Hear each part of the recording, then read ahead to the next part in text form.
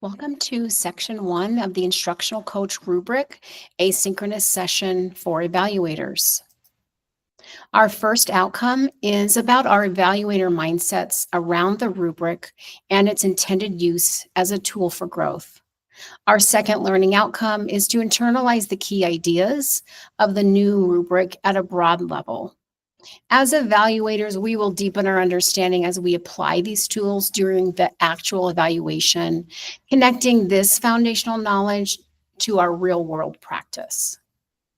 Before we dive into today's learning, let's take a moment to center ourselves in the mindsets that will guide how we approach the evaluation process.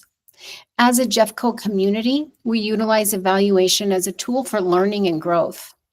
We provide opportunities to those we evaluate to intentionally examine their beliefs and actions to increase efficacy and achieve increased student outcomes. Let's pause here and reflect.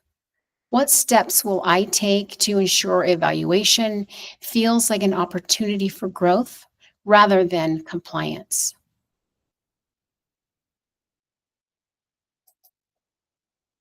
Now that we reflected on our evaluator mindsets, we will examine the rubric to get that high-level overview.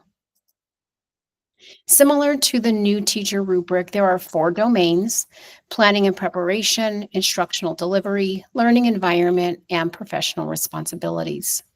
The new rubric emphasizes an instructional coach's ability to apply knowledge of content and pedagogy, support relevant and engaging lesson planning, facilitate professional learning, and foster a positive and inclusive learning environment, all while demonstrating strong professional conduct and a commitment to continuous improvement for the benefit of student outcomes.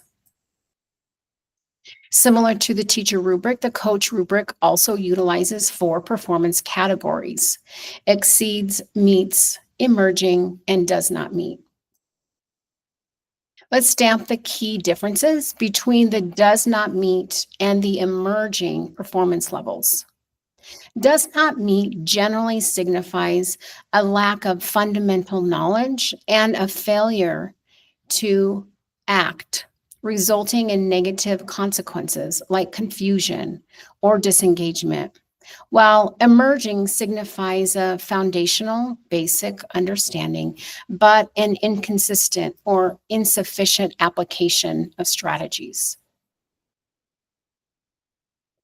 The key difference between meets and exceeds performance indicators is the transition from reliable, broad execution to transformational impact driven by intentionality, innovation, and real-world adaptation. The meets performance line, the meets performance level aligns with consistent competence. This level demonstrates frequent fulfillment of expectations. The coach reliably provides support that addresses the needs of most learners. The exceeds performance level aligns with transformational impact. This level signifies deep expertise characterized by intentionality, innovation, and proactive cultivation of change. The coach consistently provides support that is precisely tailored to meet the diverse needs of all learners. Crucially, the coach actively monitors data to continuously adjust instruction and track progress in real time, ensuring maximum student impact.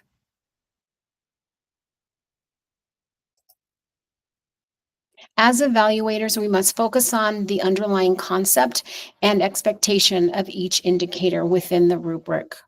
Our job is to unpack the meaning behind each indicator and identify what each indicator truly measures.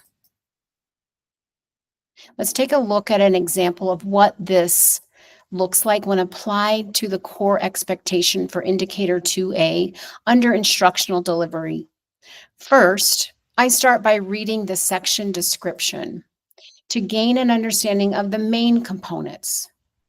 Next, I read the descriptor for this indicator to gain clarity about this smaller chunk within the instructional delivery category. In addition, I would read the meets category to ground in effective practices. This information altogether provides me with the context I need in order to ensure a comprehensive perspective to aid me in the evaluation process.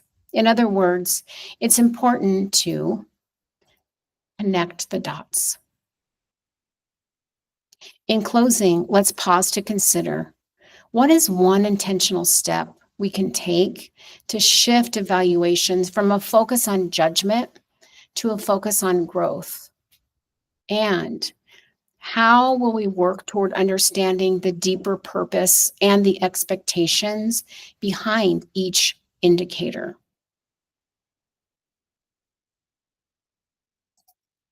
There are additional evaluator tools and resources available through the Jeffco intranet page. Once you locate the Human Resources Programs page, you'll simply click the Evaluations tab. In addition, you can reach out directly to the evaluations team for specific questions. You can also move along to section 2 of this asynchronous course, where you will learn about the Look For's tool, gathering evidence, and addressing common misconceptions. Thank you for your time.